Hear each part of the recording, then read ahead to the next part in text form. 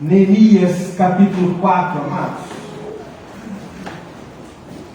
Neemias capítulo 4. Farei a leitura de todo esse capítulo. Peço que você acompanhe. Neemias é uma história conhecida, uma história empolgante, mas uma história, acima de tudo, que nos ensina caminhos para a nossa vida, caminhos para andarmos com o Senhor. Neemias capítulo 4. Quando Sanbalate ouviu que nós estávamos reconstruindo a muralha, ficou irado e indignado e começou a zombar dos judeus. Na presença de seus irmãos e do exército de Samaria, ele disse: o que esses judeus fracos estão fazendo? Vocês vão permitir que eles continuem? Será que vão oferecer sacrifícios? Pensam que podem acabar a obra num só dia? Será que as pedras que foram queimadas poderão renascer daqueles montões de pó? Tobias, o amonita, estava com Sanbalate e disse: mesmo que reconstruam, se vier uma raposa, derrubará aquela muralha de pedras. Ouve ao nosso Deus, pois estamos sendo desprezados. Faz com que seu desprezo recaia sobre a cabeça deles, e faz que sejam despojo numa terra de cativeiro. Não encubras a sua iniquidade, e que o pecado deles não seja apagado diante de ti, pois te provocaram a ira na presença dos construtores. Assim, reconstruímos a muralha, e toda a muralha foi acabada até metade de sua altura, porque o povo tinha ânimo para trabalhar. Mas quando Sanbalate, Tobias, os árabes, os amonitas e os asdoditas ouviram que a reparação das muralhas de Jerusalém ia adiante, e que já se começavam a fechar-lhes as brechas, ficaram muito irados. Todos se juntaram de comum acordo para virem atacar Jerusalém e criar confusão ali. Porém, nós oramos ao nosso Deus, e como proteção pusemos guarda contra eles, de dia e de noite. Então os que estavam em Judá disseram: os carregadores já não têm mais forças, e os escombros estão muitos. Nós mesmos não seremos capazes de reconstruir a muralha. Os nossos inimigos diziam entre si: eles não ficarão sabendo, nem verão nada, até que entremos no meio deles e os matemos. E assim vamos fazer com que a obra pare. Os judeus que habitavam na vizinhança deles nos disseram 10 vezes: de todos os lugares onde moram, eles nos atacarão. Então pus o povo por famílias, nos lugares baixos e abertos, por detrás da muralha, com suas espadas, as suas lanças e os seus arcos. Depois de fazer uma inspeção, levantei-me e disse aos nobres, aos magistrados e ao resto do povo: não tenham medo deles, lembrem-se do Senhor grande e temível, e lutem pelos seus irmãos, seus filhos, suas filhas, pelas mulheres e pela casa de vocês. Quando os nossos inimigos ouviram que nós já sabíamos disso, e que Deus tinha frustrado o plano deles, voltamos todos nós para a muralha, cada um a sua obra. Daquele dia em diante, metade dos meus homens trabalhava na obra, e a outra metade empunhava lanças, escudos, arcos e couraças. E os chefes estavam por trás de toda a casa de Judá, que reconstruía a muralha. Os carregadores, que por si mesmos tomavam as cargas, cada um com uma das mãos fazia a obra e com a outra segurava a arma. Os construtores, cada um trazia sua espada na cintura, enquanto construía. O que tocava trombeta estava ao meu lado. Eu disse aos nobres, aos magistrados e ao resto do povo: grande e extensa é a obra, e nós estamos espalhados na muralha, longe uns dos outros. No lugar em que ouvirem o som da trombeta, ali reúnam-se em volta de nós. Reúnam-se em volta de nós. O nosso Deus lutará por nós. Assim, trabalhávamos na obra, e metade empunhava as lanças, desde o raiar do dia até o anoitecer. Também nesse mesmo tempo eu disse ao povo: cada um de vocês fique em Jerusalém com o seu servo, para que de dia nos sirvam de guarda e de dia trabalhem. Nem eu, nem os meus irmãos, nem os meus servos, nem os homens da guarda que me seguiam tirávamos as nossas roupas, nem mesmo para dormir. Cada um se deitava com as armas à sua direita. Amém, amados? Amados, o tema do sermão dessa noite é estratégia de guerra. Estratégia de guerra. E quando a gente pensa sobre essa realidade de que na nossa vida precisamos ter uma estratégia de guerra, parece muitas vezes que não combina com a ideia cristã. Porque a guerra tem uma ideia ruim. A guerra tem uma ideia de uma coisa contrária à paz que pregamos, contrária ao amor que pregamos, contrária a tudo aquilo que parece que faz parte do consenso da vida do cristão. Mas, amados, a grande realidade da vida é que nós estamos em constante guerra.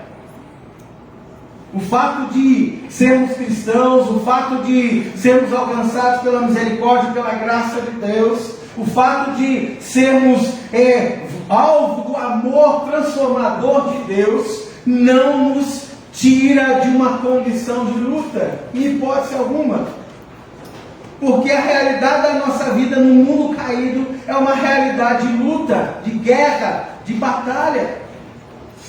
E é extremamente importante, amados, a gente compreender essa realidade como cristãos.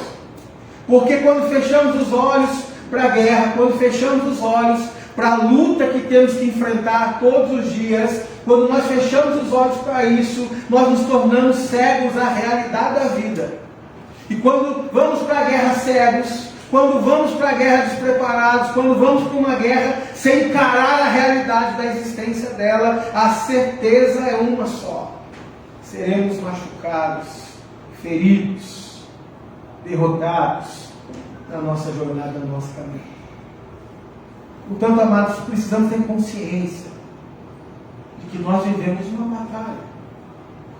E é extremamente importante compreendermos que essa batalha não nasce primariamente na luta contra pessoas, mas a realidade é que há uma batalha espiritual, tanto no contexto natural da vida, que nós lutamos, enfrentamos as dificuldades por conta dos nossos pecados e do pecado dos outros, da sociedade, do mundo.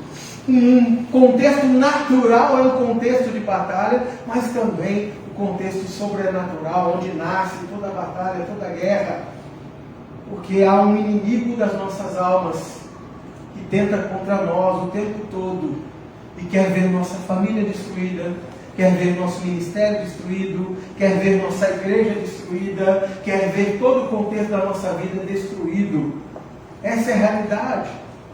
E quando nós fechamos os olhos para isso, nós deixamos de enxergar aquilo que é a verdade da vida.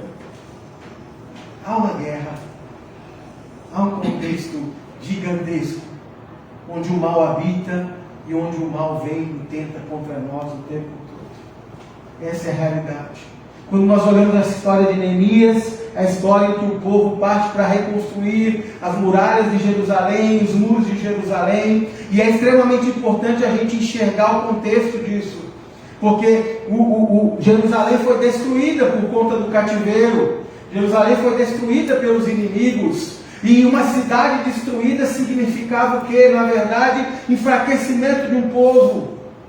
Uma cidade sem muralha significava o quê? Uma cidade desprotegida, uma cidade que estava à mercê dos outros.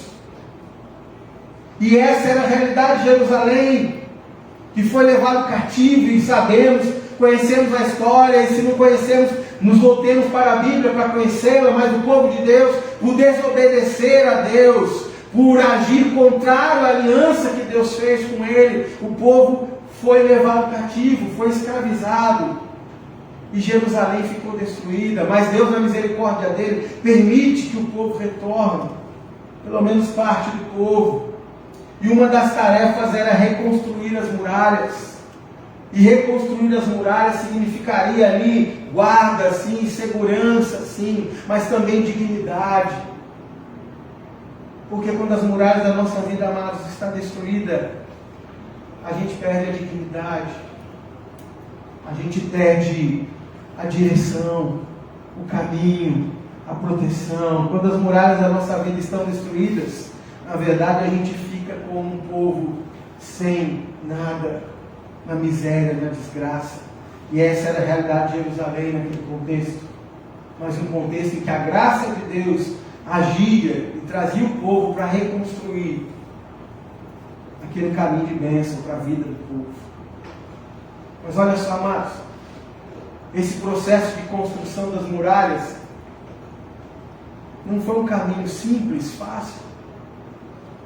Quando a gente olha para o texto, nós vemos, se você olhar para trás, o povo ali já partindo para a reconstrução, para o trabalho, sendo motivado, sendo animado, mas quando o povo parte ali, está em meio à construção, em meio àquele trabalho de reconstruir os muros, os inimigos aparecem, se levantam.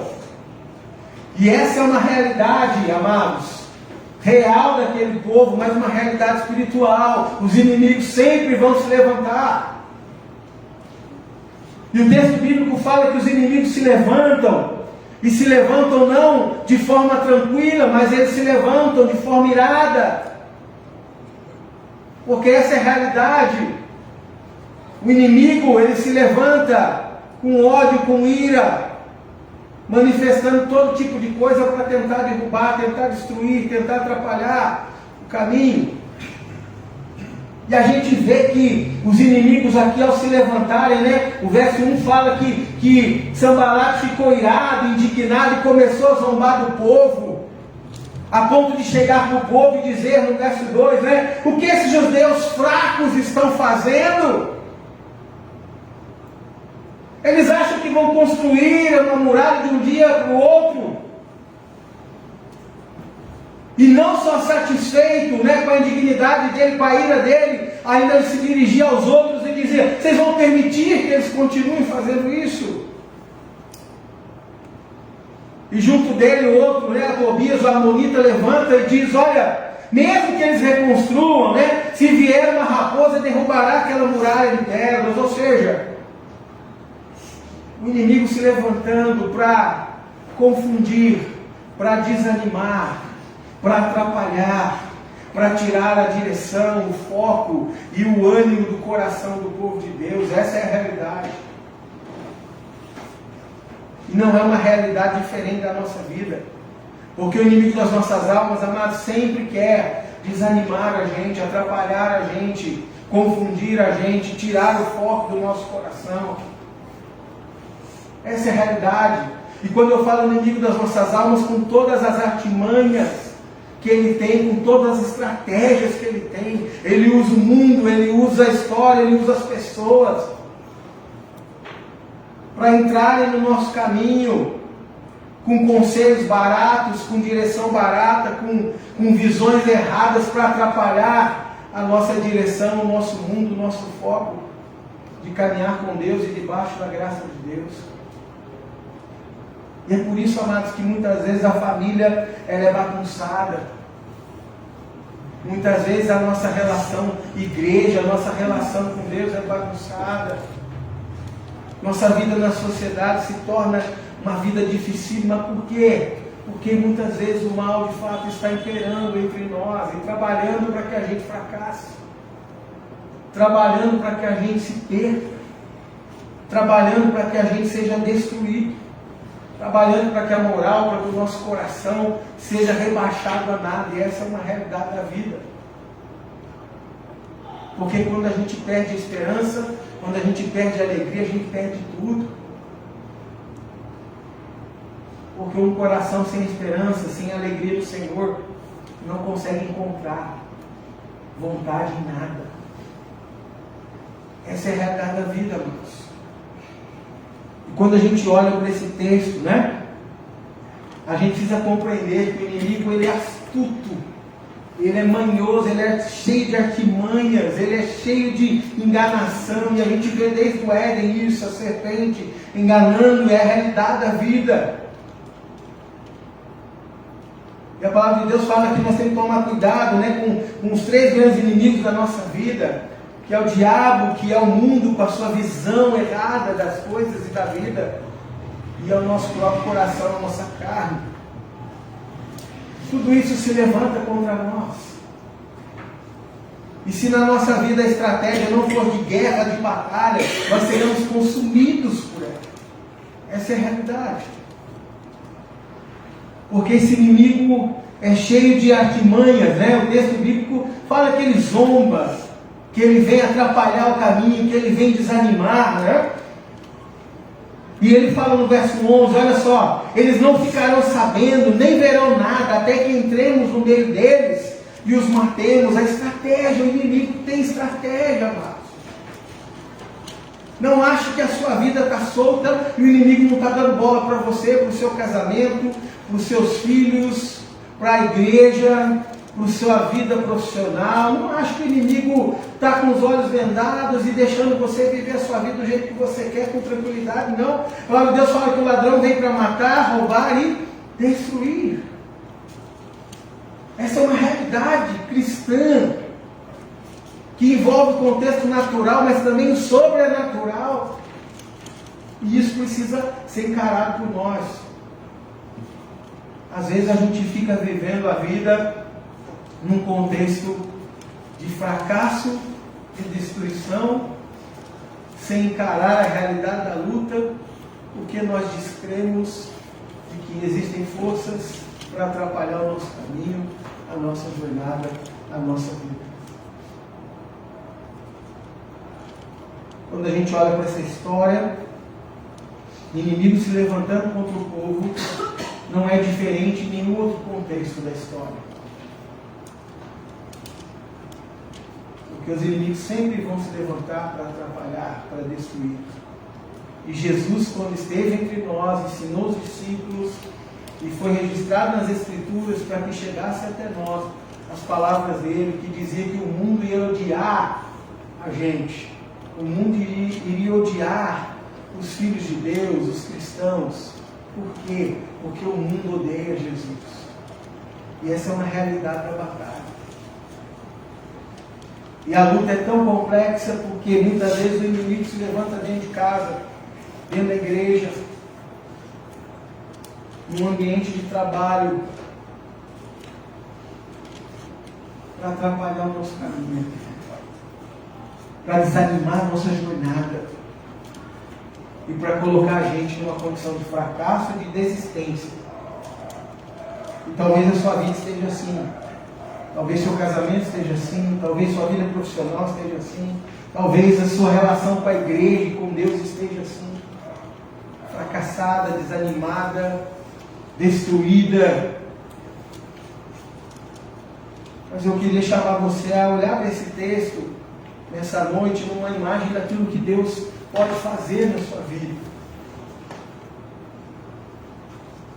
Porque se o inimigo é real, se as lutas são reais, se tudo aquilo que corrobora para a gente desanimar, desistir, olhar para trás, é real, se tudo isso é verdadeiro na vida, nós precisamos encarar a realidade de agirmos como Deus quer que a gente aja.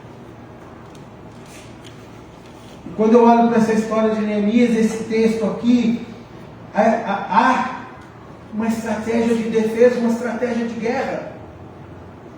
Há um comportamento aqui do povo de Deus que revela naquela luta particular deles um caminho para a nossa própria caminhada de luta. A nossa batalha hoje não é para construir um muro, não são pessoas vindo para atrapalhar construir um muro, mas você sabe a sua batalha hoje. Você conhece melhor do que eu. Eu, como pastor, posso conhecer um pouco das lutas de vocês. Algum irmão ou irmã pode conhecer um pouco das lutas de cada um de nós. Mas todos nós, de fato, sabemos Quais são as nossas batalhas enfrentadas no dia de hoje? Aonde está apertando o calo, aonde está difícil, aonde está complicado, aonde está trazendo desânimo e vontade de desistir, aonde está trazendo muitas vezes falta de fé, de esperança, de alegria. Nós sabemos. A questão não é simplesmente reconhecer, amados, porque esse é um ponto importante. Quando eu reconheço que há uma guerra, quando eu reconheço que há uma batalha, eu não posso simplesmente ficar nesse reconhecimento, mas eu preciso ter atitudes. E a primeira atitude, nessa estratégia de guerra, essa estratégia de defesa, esse texto nos traz, é aquela atitude que parece que expressa a menor força, mas na verdade é o forte fundamento para a nossa caminhada. É a oração. A oração. A oração é a principal arma do crente, amados, para enfrentar suas lutas, suas batalhas, suas dificuldades, para encarar a guerra. Não dá para lutar sem orar. Não dá para batalhar, para defender, para guerrear sem orar. Não dá para a gente viver uma vida num mundo caído, tão perdido, tão conturbado, onde tudo interfere na nossa vida, para atrapalhar a nossa vida. Não dá para viver sem ter uma vida em que a oração é presente, é fundamento, é a base para o nosso caminhar. O texto bíblico no verso 9 fala assim, naquele contexto em que os inimigos estavam irados, naquele contexto em que os inimigos estavam atrapalhando, naquele contexto em que os inimigos estavam ali dificultando o caminho do povo de Deus. O texto bíblico fala no verso 9, porém nós oramos ao nosso Deus. A oração, amados, a gente fala tanto de oração, estamos estudando quinta-feira sobre oração. A oração é algo, é foco da nossa mensagem, dia após dia, tempo após tempo. Não é porque isso é um assunto banal, corriqueiro, simplório. Na verdade, a oração é forte fundamento de luta, de batalha, de guerra, de força. Não há para travar nenhuma guerra, nenhuma batalha, mas sem orarmos. Porque quando não oramos, a realidade que expressamos é que a batalha vai ser travada simplesmente por nós.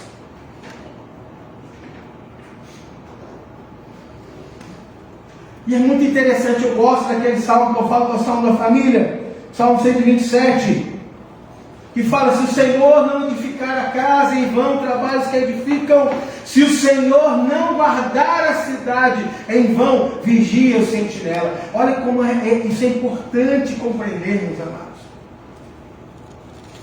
Não dá para travar uma luta sozinho, não dá para travar uma guerra sozinho, não dá para querer batalhar na força do próprio braço. Jeremias já escreve isso. Lá em Jeremias 17, o texto que eu sempre estou citando para vocês, mas hoje um versículo diferente que fala lá, Jeremias fala, maldito o homem que confia no homem. Não está falando de que ninguém é confiável, não é disso que está falando. Não é um versículo para você dizer assim, não posso confiar no meu irmão, no meu pastor. Imagina a gente viver a vida sem confiar em ninguém. Não é sobre isso que o texto está dizendo. O texto está dizendo lá que você não pode confiar nas suas próprias forças para o livramento. E a oração é forte expressão de que nós dependemos de Deus. Se há uma guerra, se há uma luta a ser travada, se há uma batalha a ser encarada por nós, na família, na igreja, no trabalho, na sociedade, na cultura, se há uma batalha, seja onde for, adolescente, jovem, senhora, papai, mamãe, marido, esposa, Se há uma batalha a ser travada, nós precisamos depender do Senhor. E a maior expressão de defesa é a oração.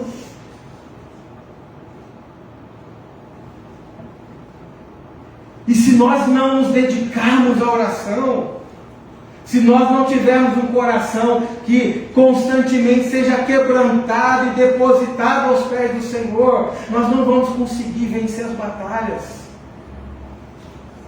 Passar por elas, nós não vamos conseguir. Porque essa é uma realidade. A nossa força começa numa expressão em que nós nos colocamos aos pés do Senhor. E isso é contracultural. Porque a cultura chama você, me chama a sermos fortes por nós mesmos. A cultura nos chama a confiarmos em nós mesmos, nas nossas decisões. E é por isso que quando nós olhamos para a guerra, na verdade a gente tenta se impor diante dos outros. Se impor no casamento, se impor dentro da igreja, se impor dentro do trabalho, se impor na sociedade, tenta ser maior, melhor, mais forte que os outros, para tentar ganhar a guerra no grito. Mas na verdade, amados, a batalha, ela começa a ser vencida com o joelho dobrado, com o coração quebrado, na humildade e na dependência. Na humildade e na dependência. Num coração que é chacoalhado por Deus em primeiro lugar.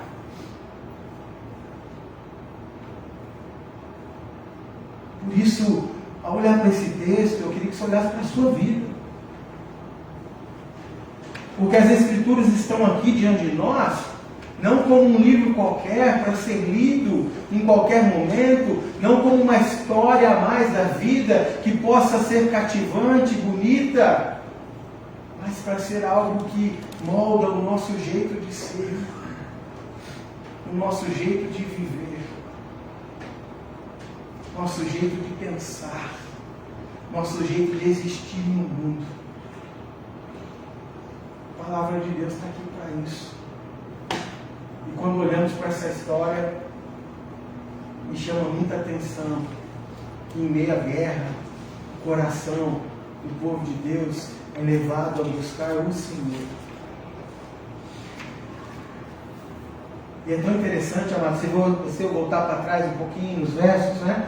Quando estava ali Sanbalate, Tobias, atormentando o povo, nos primeiros versos, no verso 4, a gente já vê uma oração, né? Ouve, ó nosso Deus. Uma oração ao Senhor, um clamor ao Senhor, né? Falando, olha, os inimigos estão diante de nós, os inimigos estão aqui, né? Clamando a Deus que haja no meio deles. E é interessante que, posterior a isso, no verso 6, a palavra de Deus fala assim: o povo tinha ânimo para trabalhar. Porque, amados, quando nós oramos, quando nós depositamos o coração nas mãos do Senhor, há disposição para lutar. E talvez se você esteja desanimado, talvez se você esteja sem perseverança nenhuma mais, se você se encontra talvez com o coração meio derrubadão e falando, isso aqui não tem mais jeito, essa batalha está perdida, essa guerra já está vencida pelo inimigo, eu desisto. Se você se encontra nessa condição, eu quero dizer para você, comece a orar, porque o ânimo virá. Comece a orar, porque o ânimo virá para o seu coração, para a sua vida, para a sua jornada, para a sua luta, para a sua batalha. O ânimo virá. Porque quando nós oramos, amados, as forças que agem não são as naturais do nosso braço, mas são o poder sobrenatural de Deus, que governa a história, a vida e os corações. E contra Deus não há força. Portanto, amados, a oração é uma arma para mudar a nossa história, para mudar a nossa vida, para mudar a nossa realidade, para mudar até o nosso coração duro. Porque talvez você esteja me ouvindo e olhando para a sua luta e pensando, para mim já não dá mais. O que eu quero dizer para você é dar. Para você ainda dá. Para mim ainda dá. Comece a orar para Deus mudar seu coração. Comece a orar para Deus mudar a sua fé, a sua relação com Ele. Comece a orar para Deus mudar a sua disposição para a vida. Comece a orar por isso. Às vezes a gente quer gastar tempo só orando para Deus tirar o problema, né? Comece a orar para que você possa encarar o problema e enfrentá-lo, lutar e ir na direção do que Deus quer. Isso é extremamente importante.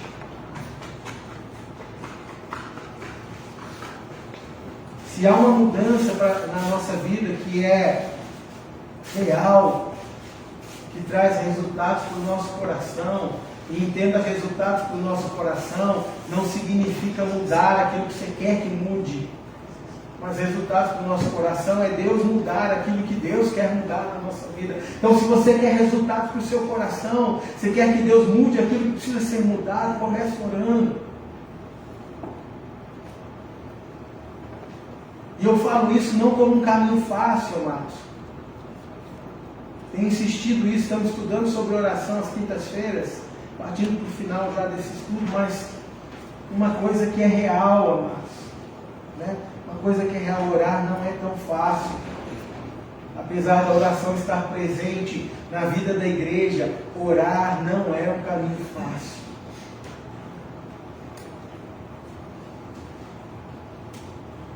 Às vezes ainda há medo de orar, às vezes ainda falta palavras para orar, ainda às vezes há muita confusão no coração no que se trata de orar.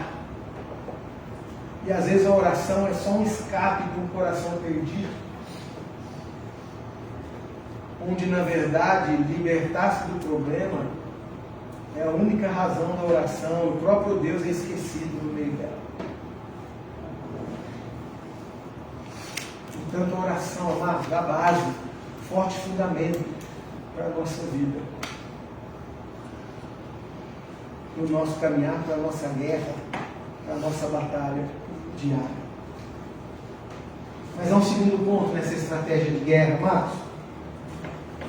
A oração é aquela atitude que eu dependo de Deus, mas há atitudes nossas no dia a dia. E o texto bíblico fala no verso 9, né? Porém nós oramos ao nosso Deus e como proteção pusemos guarda contra eles de dia e de noite. Entenda, se o inimigo tem estratégia, nós também precisamos ter. E uma das estratégias da nossa vida, amados, é vigiar. Vigiar. É vigilância, é posse de guarda. É enxergar a realidade da vida, a ação do inimigo, enxergar as obras da carne que envolvem a nossa vida, é enxergar aquilo que está atrapalhando o nosso caminhar. Nós precisamos vigiar. Eu e você, a igreja do Senhor, o povo de Deus, precisa vigiar. Muitas vezes há um comportamento nosso falso, de falar, lancei toda a minha ansiedade diante do Senhor, né? Lancei. Esqueça aquilo agora. E às vezes a gente prega, né? Há um contexto na vida que a gente precisa esquecer mesmo. Mas há um contexto na vida que nós precisamos mudar. Nós oramos, mas também mudamos. Imagina o seu casamento bagunçado.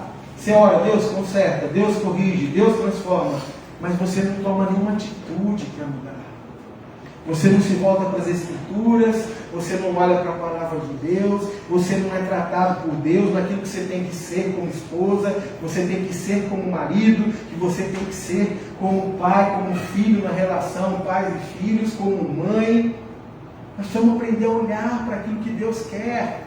Nós precisamos nos armar de estratégias, amados, para enfrentar o inimigo, para lidar com o nosso problema, com a nossa dificuldade. Sabe qual que é o ponto? Eu sempre insisto nisso, por isso que eu falo dos três inimigos, né? O diabo, o mundo e a nossa carne. Às vezes a gente dá muito valor para o diabo e esquece da carne. Mas a gente, hoje na nossa cultura, sabe, amado, tem acontecido muito? Nós temos dado, vezes, muito valor para o diabo e está esquecendo do mundo também, com a mentalidade do mundo. Então a gente quer resolver o problema do casamento com a voz do mundo. A gente quer resolver o problema do casamento com a voz da vizinha, do pai, da mãe, do tio, que vai dar conselho para você contra o casamento. Até por amor, até cheio das boas intenções. Mas às vezes você quer criar seus filhos como o mundo cria, copiando a ideia do mundo de como criar o filho, de como educar o filho. Às vezes você quer resolver seus problemas ouvindo a voz de um conselho de outra pessoa que não é as Escrituras. Não é a palavra de Deus. Porque muitas vezes a voz do outro é mais aconchegante. Porque a palavra de Deus às vezes fala de mudança. A palavra de Deus ela confronta. E às vezes a voz do mundo não confronta. Ela só pega o seu coração quebrado e fala assim, coitadinho de você mesmo. Vem cá, eu vou te ajudar. Põe para fora. Se abre aí. Mas está cheio de pecado às vezes dentro do coração. Está cheio de coisa errada que você está vivendo e agindo errado. E não há nenhum confronto. Por quê? Porque quem confronta é Deus. É a palavra dele. E às vezes a gente precisa ser confrontado para mudar. E não aconchegado para descansar. Esse é o ponto, amados. Por isso que aconselhamento bíblico está fugindo das nossas casas, das nossas igrejas. A gente se aconselha com todo mundo, dentro com a palavra. Entenda, amados, nós precisamos vigiar. Estou falando isso porque isso é estratégia de vigilância. O crente ele precisa enxergar a realidade do mundo, da carne dele, a realidade da estratégia do inimigo, e nós enxergamos isso a partir das Escrituras, da palavra de Deus, do ensino de Deus, da verdade de Deus, das armas que Deus coloca para nós, dos recursos que Deus dá. Verso 16 fala assim, a metade dos homens trabalhava na obra, a outra metade empunhava lanças, escudos, arcos, couraça, ou seja, olha só, a obra precisava sair, o muro precisava ser construído, os inimigos estavam ameaçando e o povo estava lá vigiando, cuidando, olhando para o inimigo, olhando para o mal, olhando para a carne, olhando para tudo aquilo que está errado, para tudo aquilo que está brotando. Opa, isso tem cara de pecado, esse meu sentimento não é bom, esse meu pensamento desagrada a Deus, isso que eu estou falando, a maneira como eu estou agindo é desagradável, eu tenho que vigiar, tenho que cuidar. Porque senão o inimigo vai entrar e vai atrapalhar, e vai destruir mais ainda. Percebe, amados? A vigilância é um caminho da guerra. Lembra quando Jesus estava orando no Getsemane? Falei algumas quintas-feiras atrás sobre isso, discutindo oração. A arma que Jesus usou foi a oração, né? E Jesus chama os discípulos a orar, né? Jesus estava lá, a Bíblia fala que ele estava profundamente aflito. Porque ele sabia que ele ia encarar a morte, sabia que ele ia enfrentar a dor, a desgraça, e na humanidade dele ele estava ali angustiado. E ele vai orar, né? Primeira estratégia, base, oração. Mas é interessante que ele chama os discípulos para orar com ele. E por 3 vezes o texto bíblico fala que Jesus se volta aos discípulos, chega lá, pega os discípulos dormindo, roncando, sono bom. E a palavra de Jesus, as 3 vezes para eles é, gente, olha só, o espírito está pronto, mas a carne é fraca, vocês precisam vigiar. Vocês precisam estar alertas. Vocês precisam estar ligados, estar acordados para a vida. Vocês precisam estar atentos a tudo que está acontecendo.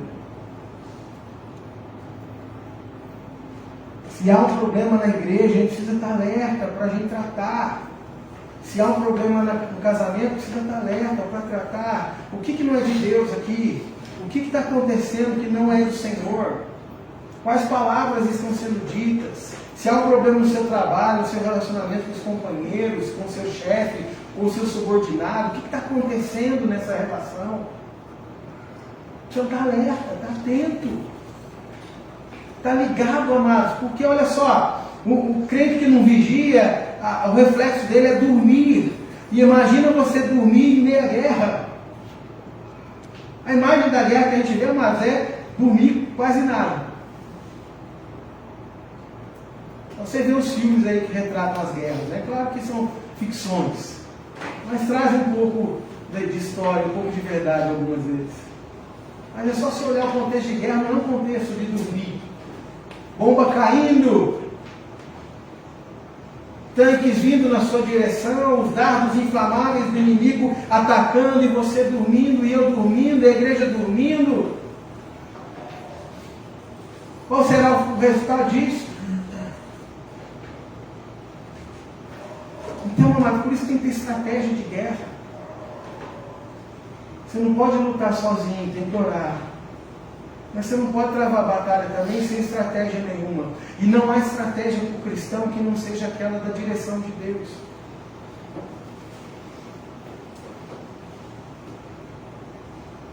Porque a sabedoria não é no mundo. A sabedoria do mundo é uma sabedoria cultural. Não para a vida. A sabedoria para a vida é aquela que vem de Deus. Que criou a vida. Que criou você. Que criou a família, que criou o trabalho, que criou a igreja. Ou seja, tudo que a gente vive foi criado por Deus. E se Deus criou todas as coisas, quem tem a palavra de ordem, quem tem a palavra correta, quem tem a palavra que é sábia, quem tem a palavra que é verdade, é Deus.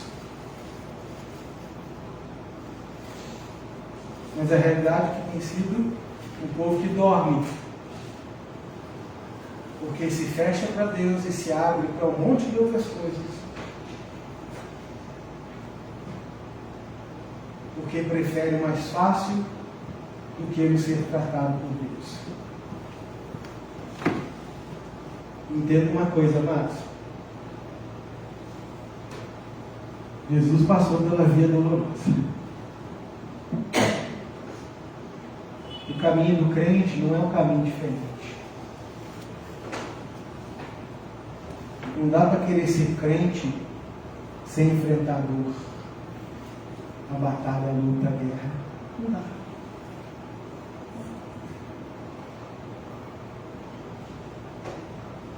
Porque o caminho do cristianismo é um caminho que a gente enfrenta um teor de dor, de luta. Há uma cruz para ser carregada.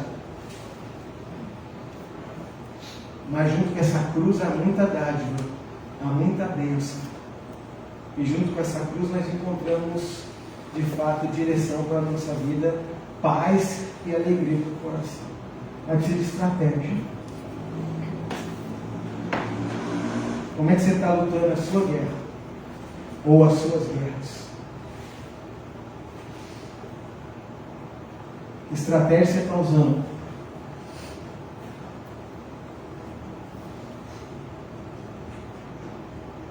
Não é fácil. Mas esse é o caminho de Deus para a vida da gente.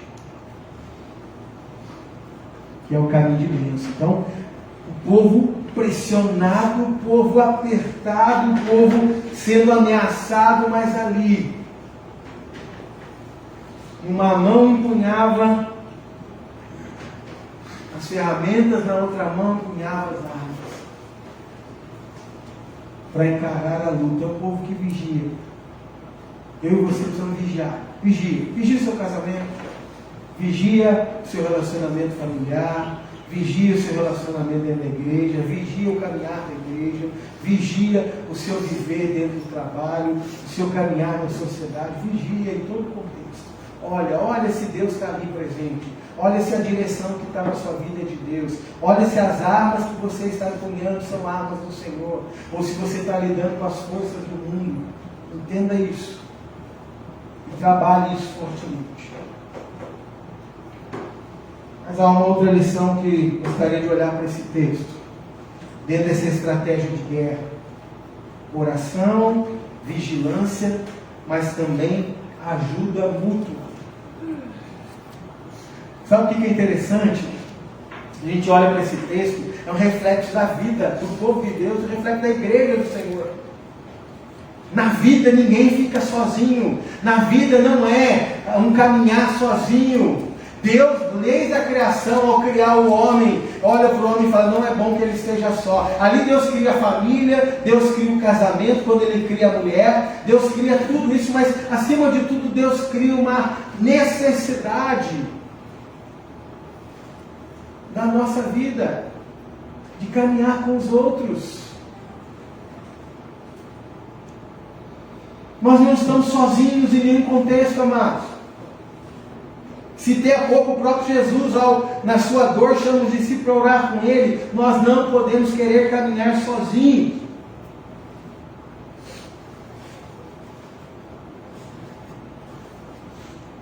No meio de toda aquela batalha, de toda aquela luta, né? Verso 19 diz assim, né? Eu disse aos nobres, aos magistrados e ao resto do povo, grande e extensa é a obra, e nós estamos espalhados na muralha, longe uns dos outros. Ou seja, olha só, a muralha é grande, nós estamos espalhados, certo? Não dá para proteger todo o canto com um time forte. É isso que Neemias está dizendo aqui no texto. Mas aí no verso 20 fala assim, então no lugar que vocês, né, em que ouvirem o som da trombeta, ali reúnam-se em volta de nós. No lugar que a trombeta tocar, reúnam-se em volta de nós. O que esse princípio está ensinando? Que a gente não deve lutar sozinho. A gente não deve batalhar sozinhos, amados. E essa é uma realidade que a gente precisa aprender. A igreja é um corpo. E sendo um corpo, ela é dependente, é interdependente. Ela depende um do outro. No caminhar, no viver, no andar. Corta o seu pescoço e vê o que dá para fazer com isso. Não dá nada. Corta o seu braço e vê quanta dificuldade você terá na vida. Corta a sua perna, o seu dedo. Entenda, a realidade do povo de Deus é uma realidade comunitária, amado. É uma realidade que a gente não anda sozinho. É uma realidade onde a gente precisa ter disposição para ajudar. E humildade para ser ajudado. Entenda isso. Disposição para ajudar, mas humildade para ser ajudado. Quando o outro gritar, você precisa estar. Mas quando você precisar, você precisa gritar. Essa é a realidade da igreja. Essa é a realidade do povo de Deus. Essa é a realidade comunitária, de mutualidade, onde um abençoa a vida do outro, onde um ajuda o outro, onde um cuida do outro, onde um estende a mão para o outro, onde um vai lá suprir a necessidade, a dor do outro. E eu tenho certeza que na história da igreja, da vida, em algum contexto, você já estendeu a mão, ou já teve a mão estendida para você, em algum contexto. Porque se isso não foi real na sua vida, há algo errado na onde você viveu, na onde você caminhou, com a sua comunidade. Essa é a realidade. Nós não somos perfeitos nisso. Mas por isso que é um corpo, é uma comunidade, porque quando um falha, tem outro para fazer a mão, para estender, para ajudar, para abençoar. Essa é a realidade da igreja. E aqui o texto bíblico fala como não dá para fechar tudo o cerco, como não há força, não há potência em todo lugar. Na hora que apertar o calo, a trombeta vai ser tocada e todo mundo vai ouvir a trombeta e falar, vamos correr para lá, porque é lá que está a batalha, é lá que está a luta, vamos fortalecer aquele lugar. Essa é a realidade. Então tem hora que a gente vai ser aquele que ouve a trombeta e precisa correr para ajudar. Mas vai ter hora na vida que a gente vai ser aquele que toca a trombeta e vai falar assim, preciso de ajuda agora. E não há mal nenhum nisso. E talvez na história da igreja, e às vezes no nosso coração, muitas vezes orgulhoso, amados, é importante trabalhar isso. Há mais disposição em querer ajudar, mas há grande dificuldade em ser ajudado.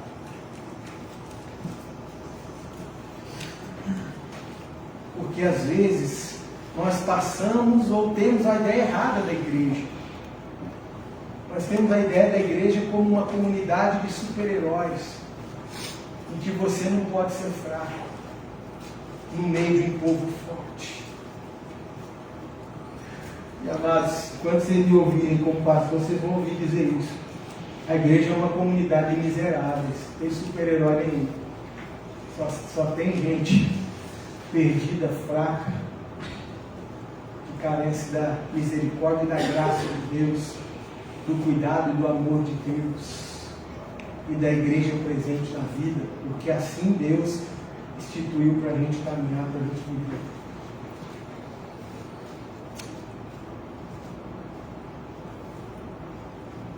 Então, estenda a mão na hora que a trombeta tocar. Porque às vezes a sua luta está controlada, né? Glórias a Deus. Às vezes a sua luta na misericórdia e na graça de Deus está sendo bem administrado. A sua guerra, na sua guerra você está em vantagem pela misericórdia e graça do Senhor. Mas às vezes o irmãozinho está caído, está estendido, está um ferido de guerra. E a gente precisa correr lá para salvar ele, para puxar ele. Porque senão a miséria vai estar lá na vida dele.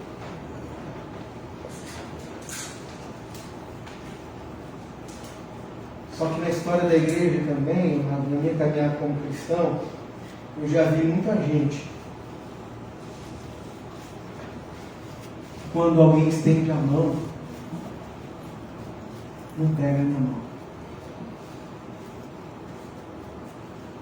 E eu não estou falando de questão material. Questão material é também um problema. Mas às vezes o problema é outro, a luta é outra. Às vezes é um pecado que você está vivendo e alguém estende a mão para te exortar, para te ajudar a sair do seu pecado. E você ignora. É mais fácil você ficar com raiva do crente que quer te ajudar do que ser ajudado no seu pecado, na sua dificuldade. Às vezes é uma situação da sua vida que está miserável, atrapalhando o seu caminho com Deus, que está dando sinais de fracasso, de derrota, de destruição, e alguém estende a mão para você e você precisa pegar na mão desse alguém. Povo de Deus. Povo de Deus. Pegar na mão de quem estende Cristo para você. Mas precisa pegar. Por isso que a estratégia da guerra do cristão é caminhar em comunidade, ajuda mútua. Abençoar e ser abençoado, ajudar e ser ajudado. Para que você tenha êxito no seu caminho.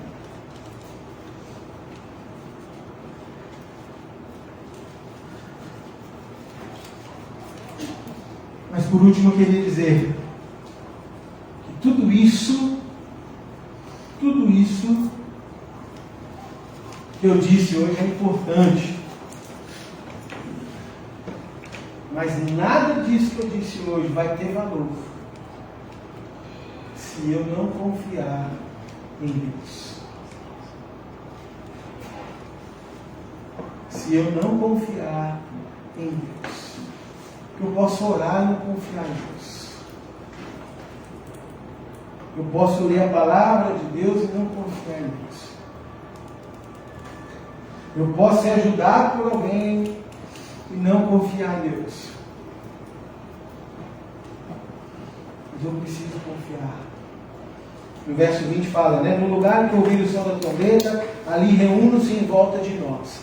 E aí termina o trechinho dizendo, o nosso Deus lutará por nós. O nosso Deus lutará por nós. O nosso Deus lutará por nós. Estratégia de guerra é uma estratégia que eu confio na presença, no cuidado, na direção, na proteção de Deus. Eu confio nisso. Quando Neemias está animando com o verso 14, ele fala assim, não tenham medo deles, lembrem-se do Senhor, grande e temível. Lembrem-se do Senhor, grande e temível. Aí vocês lutem pela família, pelos filhos, irmãos, lutem, mas lembrem-se do Senhor. E no verso 15, quando está toda aquela história, né, de que os inimigos tinham um plano, e o plano chega aos ouvidos do povo de Deus, verso 15 fala assim: Deus tinha frustrado o plano deles. Entenda, amados? Eu falei que a oração é importante, que a estratégia é importante, as armas são importantes. Eu falei que a ajuda mútua é importante. Certo? Eu disse tudo isso para vocês à luz desse texto. Eu disse que a vigilância é importante. Mas tudo isso só tem seu valor se você, se eu confiarmos em Deus. Quem peleja e traz a vitória na guerra que nós vivemos, natural e sobrenatural, do povo de Deus, quem peleja e trava e vence essa batalha é Deus. Por isso que eu volto lá naquele texto de Jeremias: maldito o homem que confia no homem.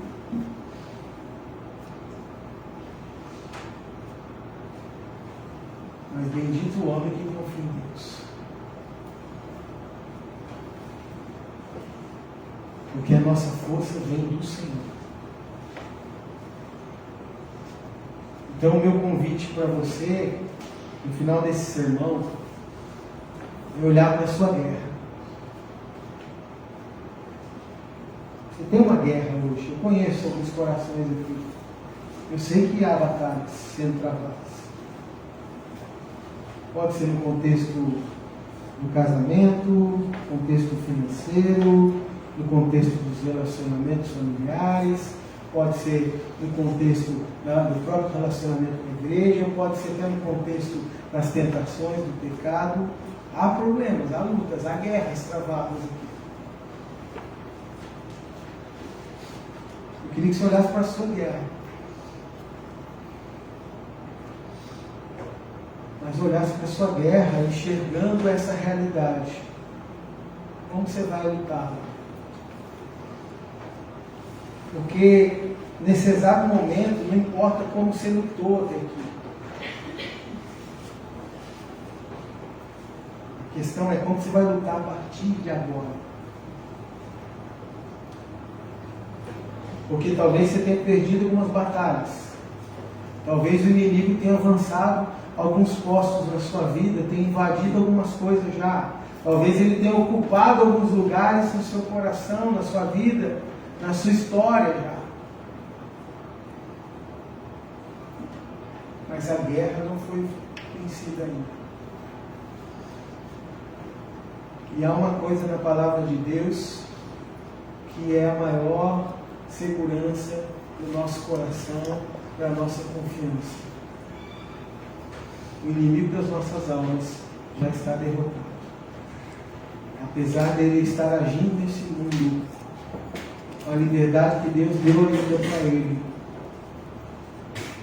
a vitória do povo de Deus é certa, não por causa de nós, mas por causa de Cristo. E essa promessa às vezes precisa ser espelhada para nós na vida hoje. Porque apesar de não vermos tudo concretizado hoje, porque muito vai se concretizar lá na frente, nós precisamos, como crente, às vezes trazer essa realidade futura para o presente, na fé, na esperança, na confiança em Deus, sabendo, olha, que Deus peleja por você, Deus peleja por mim, Deus peleja pelo seu povo espalhado no mundo afora. Confie nele, descanse nele, entregue tudo a ele, espere nele, mas não durma. Lute a sua batalha, orando, vigiando, ajudando um ao outro, confiando em Deus na sua jornada, na sua vida. Que Jesus nos abençoe.